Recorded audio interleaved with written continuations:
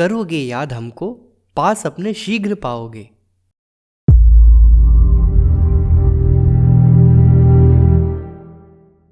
वर्ष 1999 की बात है।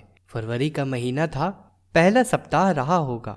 बाहर से अंदर तक जमा देने वाली ठंड में हिम प्रदेश हिमाचल की देवभूमि पर जाने का मौका गुरु काज से मिला था।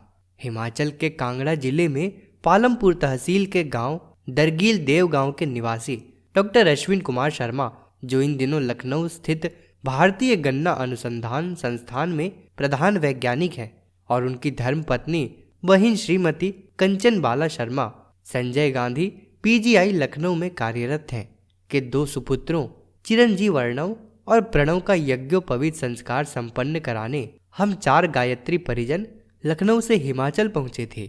हम लोगों का 3 दिनों का हिमाचल प्रवास था।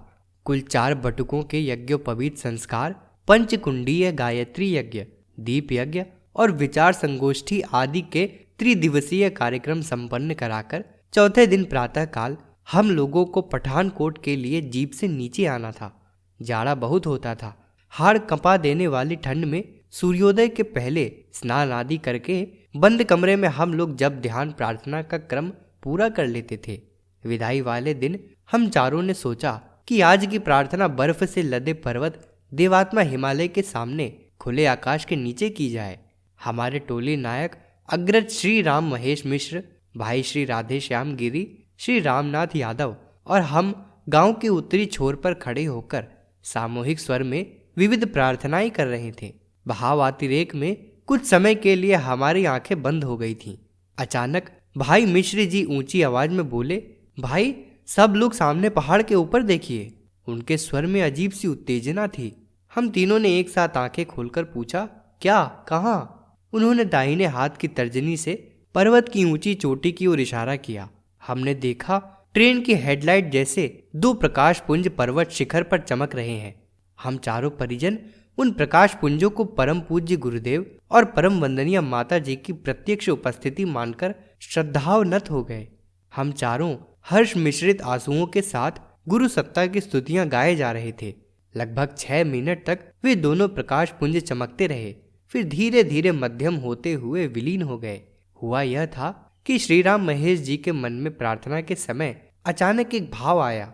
भाव के उसी प्रवाह में उन्होंने पूज्य गुरुदेव से कहा, गुरुवर, 2 जून 1990 को आप हम लोगों से बहुत दूर चले गए। तब आपने कहा था कि आप सूक्ष्म व कारण शरीर से हिमालय पर रहेंगे। अब तो हम हिमालय के पास ही हैं गुरुवर, क्या यहाँ भी अदृश्य ही बने रहेंगे? यह सब सोचते हुए उन्होंने आंखें खोलकर हिमालय की ओर देखा। पूरी तरह बर्फ से ढके हिमालय पर्वत की सबसे ऊंची चोटी के समीप की चोटी पर 2 प्रकाश पुंज उन्हें दिखे।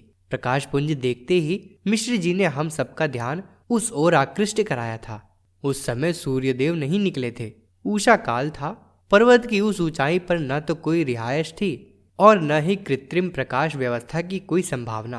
प्रार्थना शुरू करते समय उस शिखर पर ऐसा कुछ भी नहीं दिखा था। कोई ऐसा निशान नहीं था जिसे भ्रम कहा जा सके।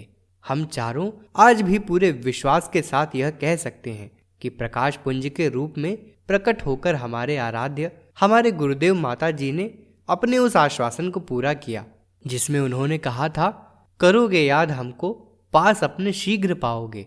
आज जब चिरंजीवी अर्णव शर्मा अमेरिका में MS कर चुके हैं और प्रणव शर्मा इंजीनियर बन चुके हैं, देवभूमि हिमाचल में उनके दादा पुण्यात्मा साधक श्री विशन दास शर्मा जी के पुरखों के घर के पास की वे यादें हम चारों भाइयों के जहन में ठीक वैसी ही बनी हुई हैं।